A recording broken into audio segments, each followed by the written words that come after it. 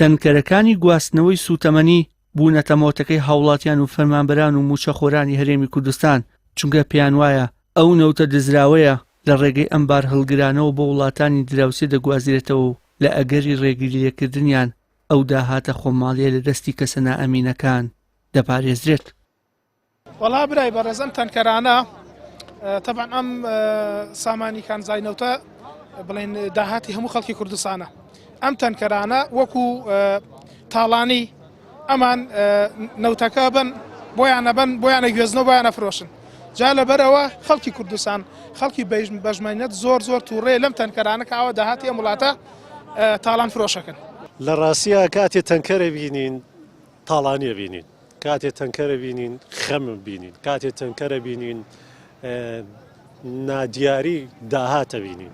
ئێمە تەنکەرەکان لە هەموو وڵاتێک نەود بووە بە خێر و بێر بۆ هاونیشتیمانی بۆ خەڵک بۆ گەنج. لێرە تەنکەرەکان جگەلەوەی کە جادەکانیان وێران کردووە باشە خێر و بێرەکەی بە بەرچاومانەوە دەچێتە گیرفانی چەند کەسێکەوە بەداخەوە ئەوەی کە لە تەنکەرەکانە بەس دەو تەنکەرانیان کە ئەڕۆن ئەبوایە ئێستا ئێمە لە ڕێشی وڵاتانی کەندا بووینایە بەڕاستی. هەر لەبەر ئەوەشە مامۆستایان و فەرمانبەرانی ناڕازی بڕیاریاندا ڕێگای هاتوچۆ لە تەنکەرەکانی سوتەمەنیدا بخەن و چیتی کە بە بەرچاوی میلەتەوە سامانەکەیان لە بەرژەوەندی بەرپرسانی نابەرپرس تاڵان فرۆش نەکرێت. ملیاردێر و شادزن چەند ساڵە نەوتە دزن ئەیخۆن شەقی زەمانە چارەنووسیان نەمانە قوربانیان ئێمە وەکو مامۆستایانی گەرمیان شۆڕشێکی سپیمان ڕاگەیان و حەزەکەم بە ئەوەی کە بزانن ئەم شۆڕشە سپیە لە ڕێگەی تەلەڤیزیۆنەکەی جەنابتانەوە ئەم شۆڕشە سپیە ئێمە لێرەیش ناوەستین. ئێمە بەنیازین ئینشەڵا لە شوێنێکا بێ کە شوێنێکی استراتیژیە ڕێگەی تەنکەر بە هیچ شێوەیە نەمێنی. لەبەرەوەی چەند ساڵە ئەمانە ئەم نەوتە ئەبەن نازانن بۆ کێ ئەچی و بۆ کوێ ئەچیە بە بەرچاوی ئەم میلەتەوە ئەیبەنە ئەو وڵاتانەی ئێران و وڵاتەکانی ڕۆژاوای ئاسیا. بەڕاستی ئیتر کورد وەکوەڵێ جامپڕ بوو لێڕژێ.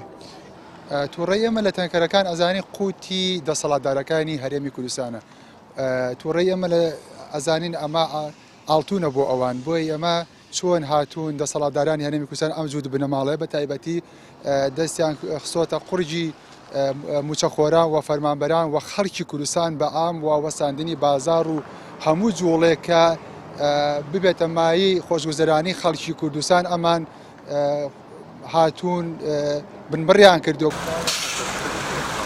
هەرچەندە ڕێگای سەرەکی تەنکەرەکانی سوتەمەنی لە ناحێ ئەلبەت داخراوە بەڵام بە دوور نازانرێت دەسەڵات بۆ پاراستنی بەرژەوەندیەکانی ڕێگایەکی دیکە بە ڕووی بارهەڵگرەکان بکاتەوە یان هێز بۆ بڵاوە پێکردن و هەڵوەشانەوەی بەکاربهێنێت تا ئەم فشارە کاریگەری لەسەر بەرژەوەندیەکانی ئەوان نەبێت. وشار محەممەد، کەناڵی ئاسمانی پەیام، سلێمانی.